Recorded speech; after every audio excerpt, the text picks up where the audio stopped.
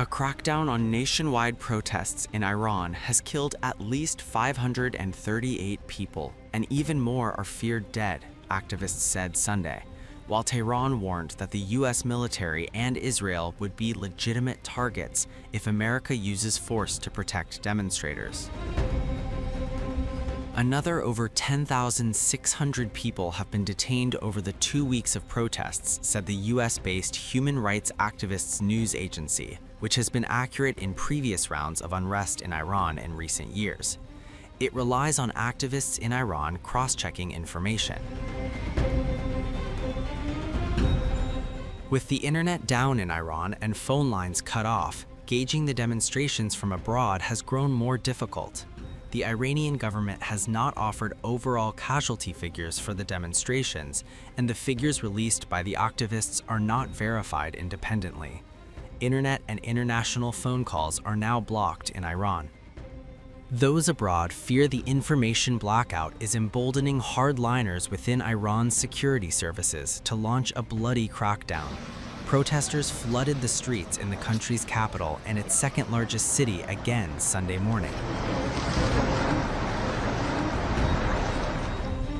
US President Trump offered support for the protesters, saying on social media that Iran is looking at freedom, perhaps like never before. The USA stands ready to help. Trump and his national security team have been weighing a broad range of potential responses against Iran, including cyber attacks and direct strikes by either US or Israel, according to two people familiar with internal White House discussions who were not authorized to comment publicly and spoke on condition of anonymity. The White House, which did not immediately respond to a request for comment, has not indicated it has made any decisions. The massive ongoing US military deployment to the Caribbean has created another factor that the Pentagon and Trump's national security planners must consider.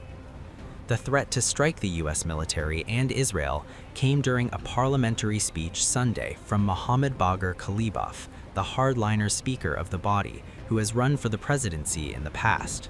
He directly threatened Israel, the occupied territory as he referred to it, and the US military, possibly with a preemptive strike. The US military has said in the Mideast it is postured with forces that span the full range of combat capability to defend our forces, our partners and allies, and US interests. Iran targeted the US military at Al Udeid Air Base in Qatar back in June, while the US Navy's Mideast-based Fifth Fleet is stationed in the island kingdom of Bahrain. The demonstrations began December 28th over the collapse of the Iranian rial currency, which trades at over 1.4 million to $1, as the country's economy is squeezed by international sanctions in part levied over its nuclear program. The protests intensified and grew into calls directly challenging Iran's theocracy.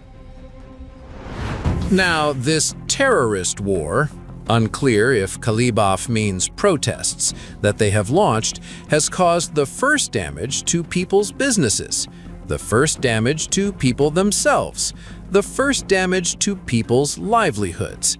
It affects people's livelihoods, so establishing security is a serious and fundamental task. Large-scale protests challenging Iran's clerical leadership entered their third week on Sunday, with demonstrators once again pouring into the streets of Tehran and Mashhad, despite an expanding security crackdown that activists say has already left at least 116 people dead. According to protest monitors, unrest has continued unabated, even as Iranian authorities tighten control over communications, cutting internet access and severely restricting phone services across the country. The growing death toll and the scale of detentions have raised alarm internationally. The US-based human rights activists news agency, Harna, said at least 2,600 people have been arrested since the demonstrations began, warning that the lack of independent reporting inside Iran has made it increasingly difficult to verify conditions on the ground. Rights groups and Iranian dissidents abroad fear the communications blackout could embolden hardline elements within Iran's security forces to escalate violence with little international scrutiny. As protests intensified, tensions between Tehran and Washington also rose sharply. Iran's parliament speaker, Mohammad Bagher Ghalibaf, warned that any U.S. military strike would trigger direct retaliation against Israel and American military and shipping assets across the region. Especially in the short-term and sudden economic instability, there is ongoing debate that firstly, definitive currency control must be managed within a certain range, and secondly, people's purchasing power is very important and must be preserved. Now, this terrorist war, unclear if Ghalibaf means protests, that they have launched has caused the first damage to people's businesses, the first damage to people themselves, the first damage to people's livelihoods. It affects people's livelihoods, so establishing security is a serious and fundamental task. It is the right of people to be able to plan for their livelihoods and businesses. U.S. President Donald Trump has repeatedly warned Iran against using force on peaceful demonstrators, while offering vocal support to protesters. In a social media post, Trump said Iran was moving toward freedom and added that the United States was prepared to help. The New York Times and the Wall Street Journal, citing anonymous U.S. officials, reported that Trump has been briefed on military options against Iran, though no final decision has been made. The U.S. State Department reinforced the warning, saying Tehran should not doubt Trump's willingness to act. Despite the blackout, videos believed to have been transmitted using satellite technology showed crowds gathering in Tehran's Punak neighborhood, with demonstrators waving phone lights, blocking roads, and setting off fireworks. In Mashhad, footage appeared to show confrontations between protesters and security forces, with burning debris used to barricade streets near the Imam Reza shrine, a major religious significance. Smaller demonstrations were also reported in Kerman.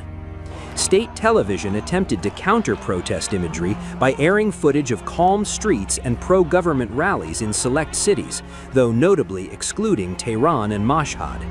Meanwhile, Iran's Attorney General warned that protesters and anyone assisting them could be charged as enemies of God, an offense that carries the death penalty.